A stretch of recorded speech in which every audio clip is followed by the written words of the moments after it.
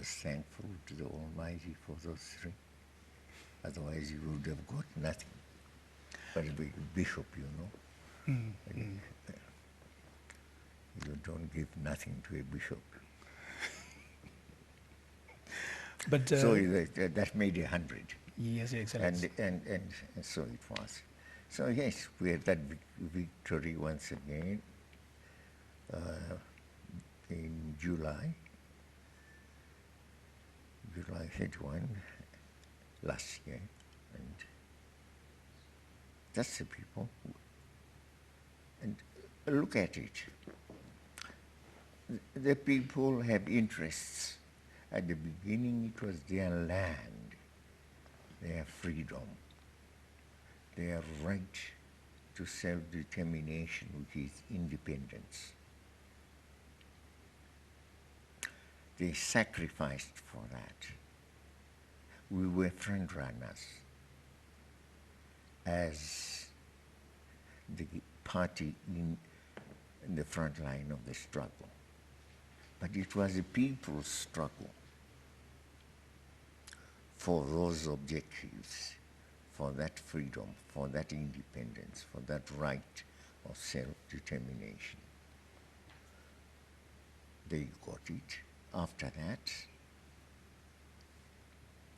the land has come. Well,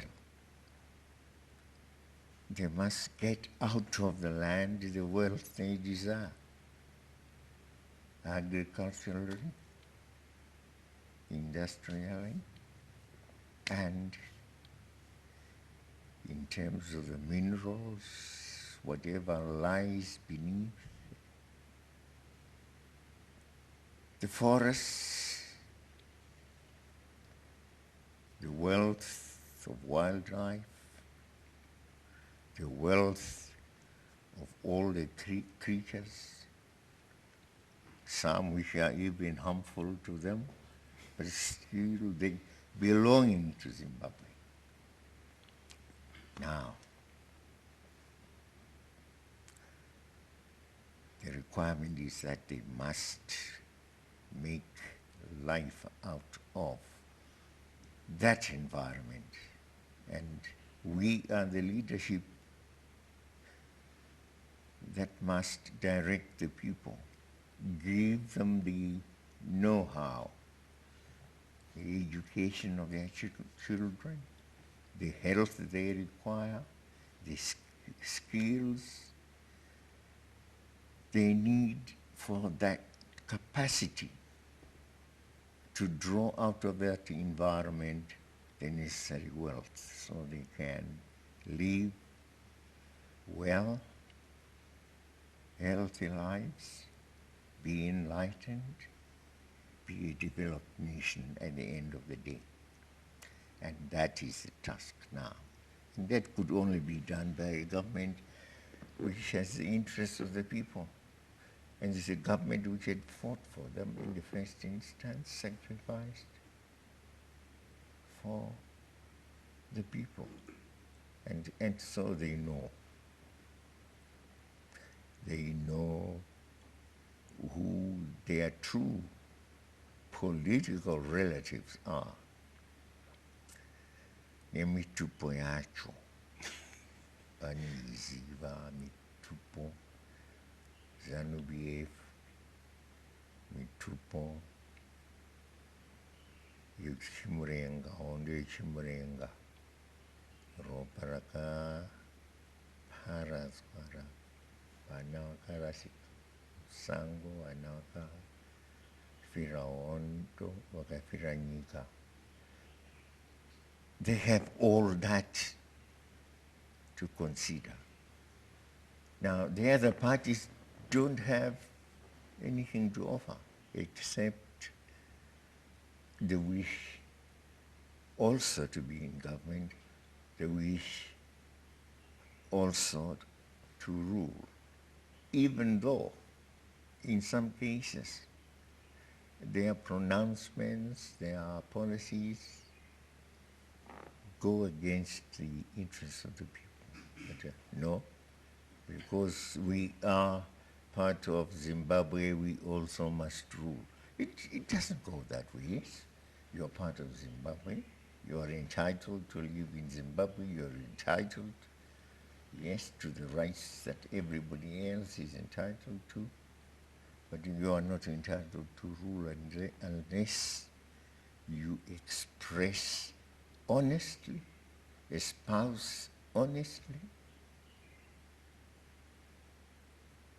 the wishes of the people, and you have the objectives that address the interests of the people, well designed in policies that people understand, in policies that enhance the lives of the people, in policies that unite them and make them one, in policies, therefore, that uplift them and enable them to emerge as a nation, and a great nation, when that day comes and our people can say, it's not just the fact of a Zimbabwe with great wealth, but it's also the fact of a Zimbabwe whose people are a great nation,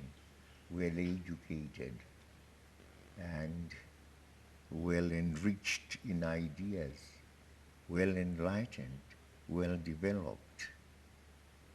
They are no longer a third nation, class nation. They are now in the group of nations they call the first world. That's where we must get to by way of development. The others don't have those ideas. Selfish ideas to enrich themselves, to have posh cars, posh this, more than one or two houses, and a whole chain of women for pleasure. You run from this woman to another, and so on and so forth. That's, well, a man is entitled, you can marry more than one wife, yes. Our customs allow that, although Christianity says you just marry one. If you want to go the Muslim world, you can marry four. But they should be your wives. Kwete mahure ekuti wasangana neriri nhasi mangwana unorara neriri ugowa munhu wakaita sei. That's their life. The others, just pleasure. And then government should enhance, the capacity for them to enjoy themselves now. And the people can see through all that. So, 2013, you've been given this mandate to run the country for 5 years. Yes. What are your plans for 2018? 2018. You want us to go beyond that? Yes, 2020. We have given the people our Zim asset objectives. And there you are. We begin with wanting to ensure that the basics really are taken care of. Poverty, hunger, and thank God the Almighty has responded to our Zim asset this year. and we expect a bumper harvest. We ask the people, this is not just me talking out of a wish, no. The people everywhere are saying it's bumper harvest, bumper harvest. Yes, the rains have yielded floods in some places, but they are saying, yeah, no, the crop has not been affected and it's a very good crop.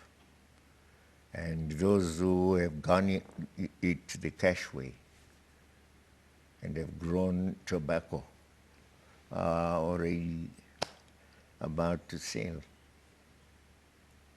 their leaf. They are very happy. But their complaint is that the rains have the effect of getting the tobacco mature quickly when they expected it to mature gradually. But maturing properly, albeit quicker than expected. But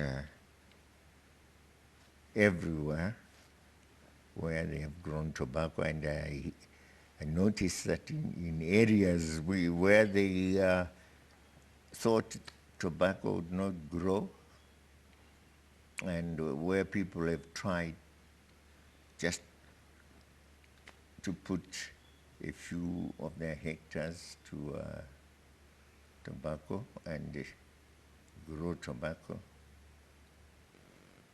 they're very happy. And they say, so tobacco can do in this area, Matabel land, for example.